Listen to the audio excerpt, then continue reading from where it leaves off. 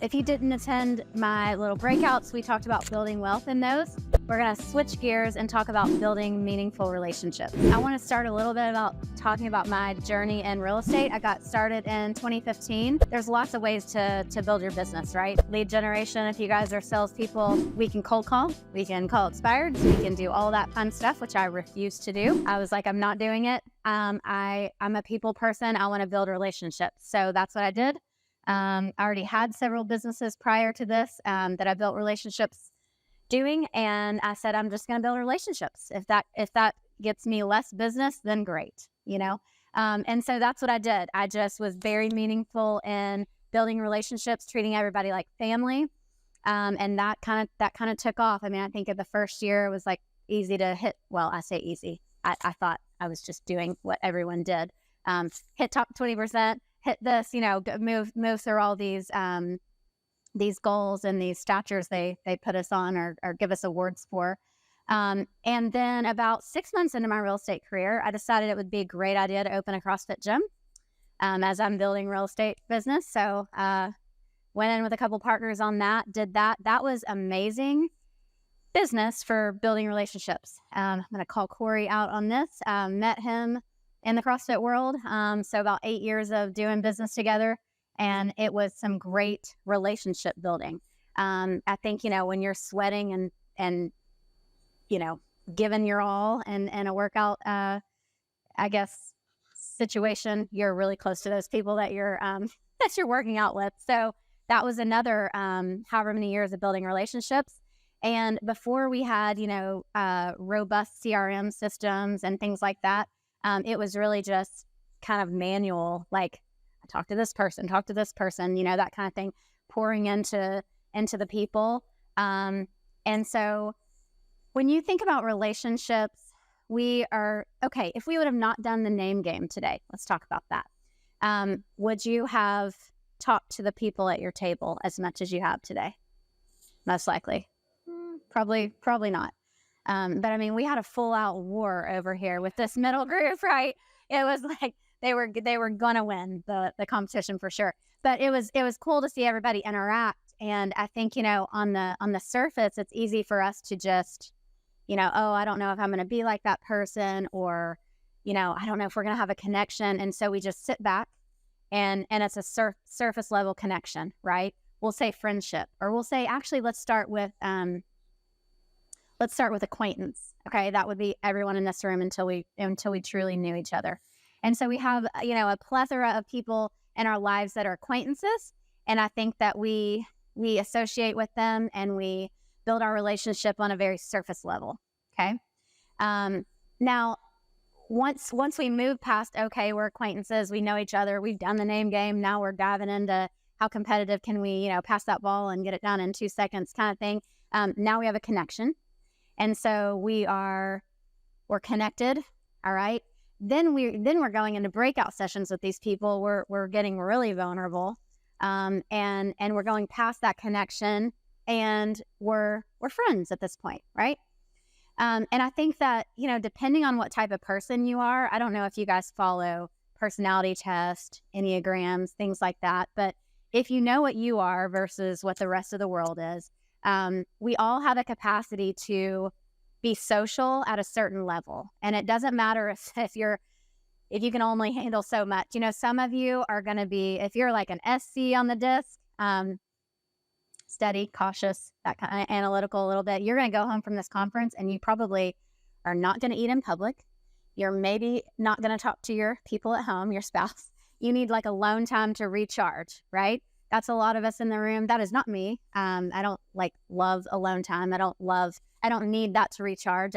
I recharge on social settings and building relationships. So, you have to know what you can handle. Okay. And so I say all this to say that you go through life building these relationships, and some of us can handle a lot, Angie talked about, you need a no mentor. I need a serious no mentor in my life, because I'm like, yes, I'll do this. Yes, I'll come to dinner. Yes, I'll go to this event. Yes, okay, that's me. And yet, I think that you just have to know where you are in this, and to be able to allow yourself to to function and thrive at the same time with how much you can do. So we all are going through these same connections. We all have acquaintances. We all have connections. We all have friendships. And then it gets a little bit deeper. So we have our family. And those of you, raise your hand if you don't have family like in town. Okay. Yes, I see you. I feel you. So I raised my kids with no family in town. So I had to make my friends my family, my gym people my family, my realtors my family. Okay. So you might feel, if you know me well, you know that like I'm all in. And so, and that might be too much for some people. But family is another level. Now we have our core family, we have our immediate family and all of that. But I think sometimes friends and family mesh. And depending on if you don't have people around you, then that is, we're leaning on our friends as our family. Okay, so how do we create meaningful relationships? How are we connecting with people? How are we making the initiative? So this is a similar circle. So we've got like regular gatherings, conferences. You can host people at your house. You can, have a group that you connect with or a networking group and you do monthly events with them. So it's like regular gatherings. Or maybe it's a friend that's one-on-one. We're meeting, for dinner once a month type of thing. Okay. But somebody has to take the initiative in the relationship to start that, right? I have to call my friend and say, hey, let's grab dinner tonight. Okay. So somebody has to take the initiative to take that relationship to the next level. And then you've got this next little circle that's like creating lasting memories. So if you have close friends, close family, are you planning trips with them? Are you having a girls trip? Are you having a guys trip? Are you, you know what I mean? Somebody in the relationship has to create the memories. Yes. And if you think about families, my family, I would say is a little bit unique. We still get together. The grandparents have passed, but all the siblings on both of my parents' side, we get together once a year and there's probably 40 on one side and 40 on another. And we have this, those cousins or those aunts and uncles or those, and so your kids have this memory of, getting together with all the cousins, all the aunts and uncles, second cousins and on and on and on. So somebody's got to it's got to be, does anybody follow Ed Milet? Okay. Like, are you the one is what he says, right? Are you the one? So are you the one in the relationship? Are you the one in the family that's going to keep everybody together? Because that's what we're talking about today is these relationships. So I feel like I'm the one in my family. And so it's like, you gotta go for it. What did Roxy say? Be with it, be about it. You got to be about it if you're the one. Okay. So creating those lasting memories and then it goes a little bit deeper. So similar to like acquaintance all the way down to family, doing the gatherings all the way down to, so past memories is support and encouragement. And I think this is a deeper level of building those relationships and building those friendships. So are you vulnerable enough that you can open up to your friend, your family, your coworker, that you can, have that support and encouragement with each other. So I think you've got to be vulnerable. And then love and trust. That's another thing. So Roxy said it too. All we need is love. That's it. That's all people want in life. Okay. So are you able to give that love and receive that love and trust people in a relationship? And I think that's the deepest level of a relationship. And I think it's just super important that you understand that and you go through life striving for that. Now, are you going to get there with every single person you encounter? No, absolutely not. That's not the goal. But can you go through these and decide where you're at with all the people in your life? Yes. And that's why I said personality type.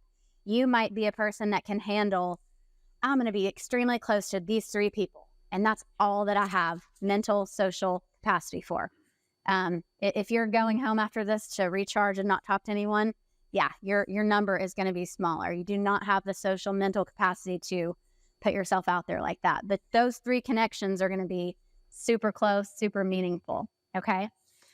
So I say all this to explain a little bit of my story through real estate, through relationships, through the CrossFit with relationships. And I guess it took I'll tell you my story and I might shed a tear. I'm going to get myself together here. I think it kind of came full circle for me in life where it was like I just didn't realize how well I was doing this, I guess, in life. And this is why Joe had me talk about this. I was just doing it because I like to connect people and I like to make everybody feel like family and blah, blah. So I married my high school sweetheart right out of college, I guess. Yes. My oldest is over there sitting on the ground. She's 18. And I have a 13-year-old, but so was married for, oh gosh, almost 18 years. In January of 2022, my husband passed like abruptly.